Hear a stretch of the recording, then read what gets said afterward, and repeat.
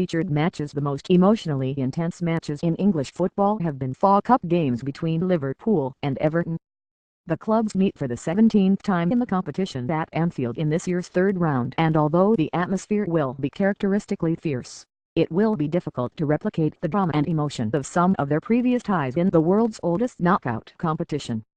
3 games in particular stand out, squeezed into a 5-year period and played against a backdrop of tragedy. The first, the 1986 final, was one of the most remarkable events in the game's history.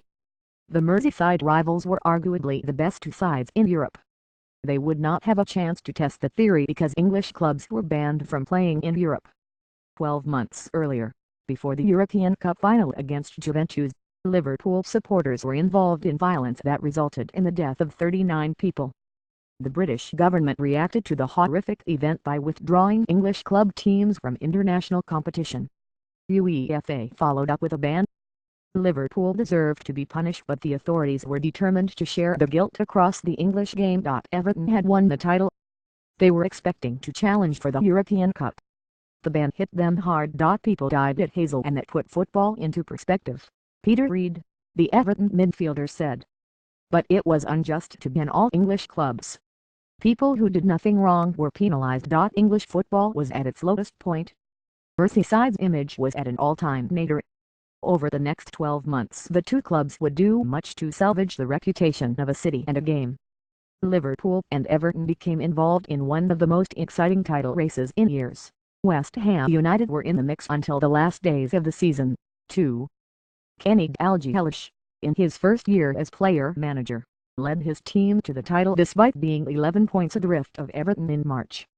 The Merseyside rivals then met in the FA Cup final. With the eyes of the world on Wembley, the teams produced an epic showdown that ended in a remarkable manner.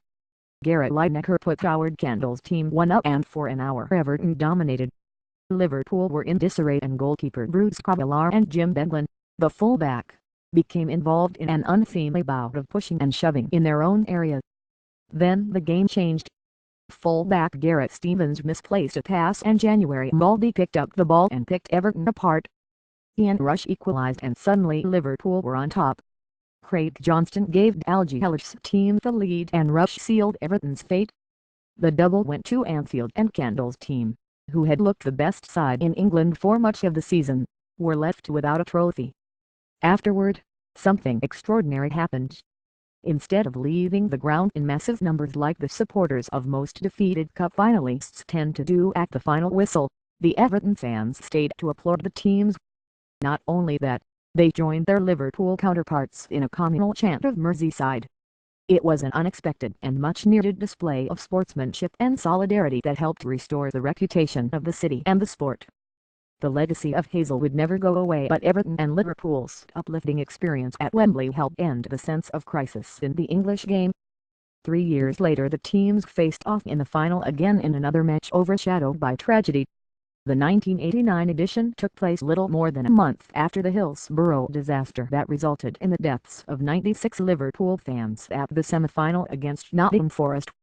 The horror of events in Sheffield had almost as much impact at Goodison as it did at Anfield.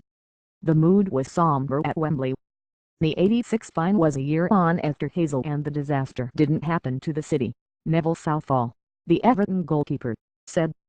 In that sense you were distanced from it. In 1989 it was a month on from the disaster, and everyone knew someone affected by it. It was hard to play. I didn't want to play. We couldn't win. If we had won, we still would have lost. The match was as thrilling as it could be in the circumstances. John Aldridge opened the scoring for Liverpool in the opening minutes, and it looked like the cup was heading to Anfield until Stuart McCall equalised in the final seconds to take the game to extra time. Rush restored the lead. McCall levelled again, but the Welshman gave Liverpool a 3-2 victory with his second strike of the game. Yet again, Merseyside solidarity was on display, but the match never shook off its sense of sadness. The next time the clubs came out of the hat in the FA Cup, the consequences of Hillsborough were not immediately apparent but became obvious later. The teams were drawn together in the 5th round in 1991, and the first game, an uninspiring 0-0 draw at Anfield, gave little hint of the drama to follow. At Goodison, Liverpool went in front 4 times. On each occasion, Everton equalised. Dalglish looked strained and bewildered in the dugout as the home side clawed their way back into the game every time the visitors went in front. The 4-4 draw was thrilling, but Liverpool's defending verged on shambolic. It was a surprise that they were unable to kill the game off. The next day something even more shocking occurred. Dalglish resigned as manager. At 39, the scout was mentally and emotionally exhausted. He had steered the club through the aftermath of two disasters, and his involvement with the victims of Hillsborough and their families was especially draining. His departure left Liverpool directionless. Everton won the second replay 1-0, and Anfield's era of dominance was over. Not all the FA Cup ties between the sides have carried so much emotion and high drama, but it is surprising just how many of the teams' meetings in the competition have been in the latter stages. Everton and Liverpool have contested 2 finals and 5 semi-finals in the 16 times they have been drawn together. Even the more mundane ties seem to throw out unusual incidents. In 2009, in the 4th round replay, television viewers in the UK sat through a goalless 118 minutes before the broadcaster cut to an advertisement prematurely just as Everton were launching a late attack. During the break, Dan Gosling scored the game's only goal to knock Liverpool out. Armchair viewers were outraged at missing Gosling's winner. The Merseyside derby will never be just another game, but when Jurgen Klopp and Sam Allardyce's teams meet, there will not be the emotional intensity of some past cup matches. The drama will all be on the pitch. The way it should be. Tony Evans has been a sports journalist for more than 20 years. He writes for ESPN FC on the Premier League. Twitter, @TonyEvans92A. Tony Evans has been a sports journalist for more than 20 years. He writes for ESPN FC on the Premier League.